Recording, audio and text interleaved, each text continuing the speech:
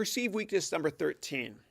Something happened to you, or you did something that might stop you from getting hired. I don't know what it is, okay? But I want to help you, okay? So whatever happened to you in the past, um, choose to disclose it in the interview, okay? Because there's a chance they might find out, okay? And the reason I say disclose it is because you can turn that perceived weakness into a strength, or better yet, you can come across as somebody that's changed, or you're humbled because this happened to you, and just explain why and what happened, okay? Because again, if you mention it before they find out, right? And the ethical thing to do, of course, is mention it. You can turn it into a strength. And so later on, if they find out when they're doing a background check on you that X happened, your interviewer will think, yeah. Well, I really appreciate the fact that this candidate brought it up. And you know what? Poor guy, poor girl. I can identify with him because that happened to me earlier in life, or could have if I was in the wrong place at the wrong time. And they're a person, and they were personable the way they brought it up. And I love betting on the underdog. People want to bet on the underdog. They love those stories, right? You ever watch movies and realize why the rich person in movies is never the hero, okay, or rarely? It's because people love to see people go from rags to riches, or overcome any obstacle they have in their life, right? Tim Allen, for example, going off topic here, he had this great show called Home Improvement years ago. I'm old, by the way. I just dated myself. But Tim Allen spent a bit of time in jail for, I think it was drug trafficking or something like that. Whatever. I'm not saying we can kind of find an excuse for that, but whatever it is, we're going to find a way to deal with it. Okay, and turn you into a real person, or a strength as you discuss it. And again, people want to help you. Again, in movies, the rich person is never the hero. It's the person that was the underdog, right? And we all love movies, and we all root for the underdog. And I'm rooting for you. Okay, so here's some examples of how to deal with issues. And you can choose how to articulate it, of course, better than I can. Okay, here we go. You were less fortunate when you grew up, and you came from a tough background, and you didn't have the proper mentoring. Okay, but you know what? Through these challenges, you learned that you could overcome any obstacle, and it led you to become a team player, strength word, and become very involved in mentoring, strength word, mentoring others. Okay, you mentored people from the same difficult background or the same circumstances as you, and you believe that they deserve a second chance because it wasn't their fault that they were brought into this world in that environment, okay? And you've been given the second chance, and you want to help them as well, okay? It shows a lot of character to reveal a weakness and turn into strength, of course, as well. But it also shows that you're generous with your time, right? Which is a good thing. And if you're not involved in any charities, you should be as well, okay?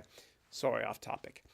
So you show tremendous compassion, okay, to try to make the world a better place by now mentoring those people that are going through the same struggles you went through, okay? You're a leader because you started these group meetings or this process to help other people.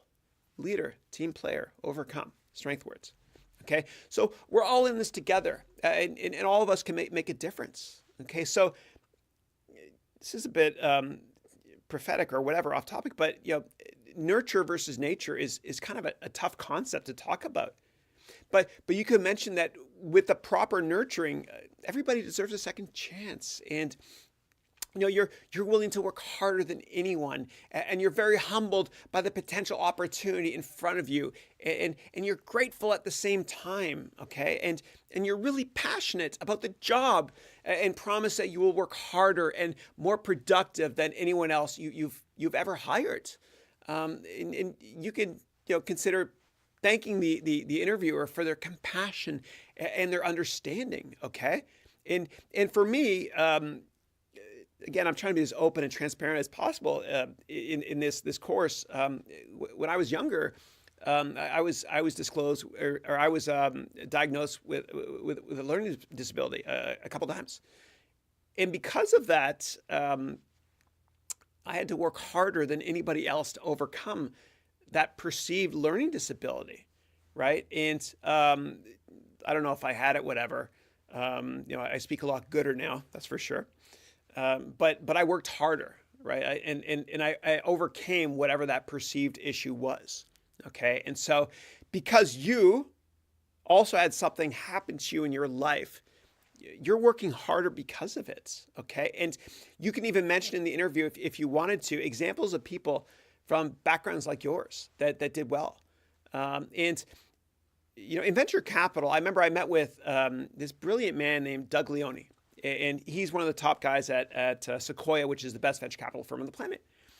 And I was so humbled to have an hour or two of his time in his office, right? And I asked him, I said, Doug, what kind of people do you like to invest in or hire? And he said to me something that blew me away. And he said that he likes to invest in and hire people that have gone through something in their life that makes them feel that they're kind of not adequate or below average. Something that maybe, and I'm paraphrasing here, makes them insecure. Okay, and because of that, they had to work harder to overcome something like Elon Musk.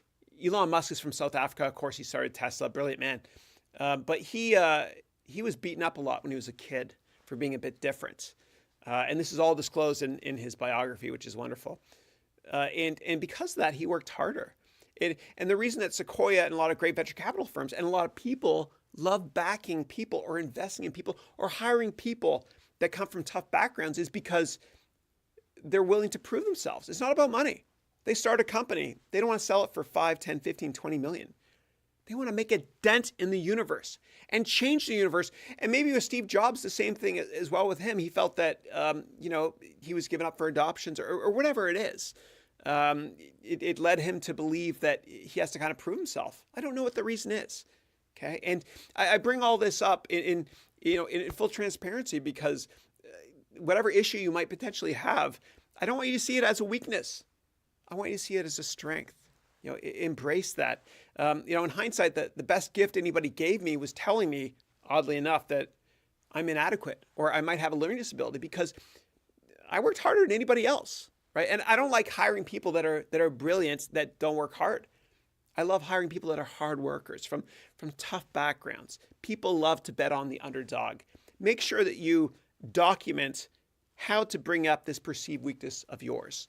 Okay. And if you don't know how to do it, and if it's personal, feel free to reach out to me because I want to help.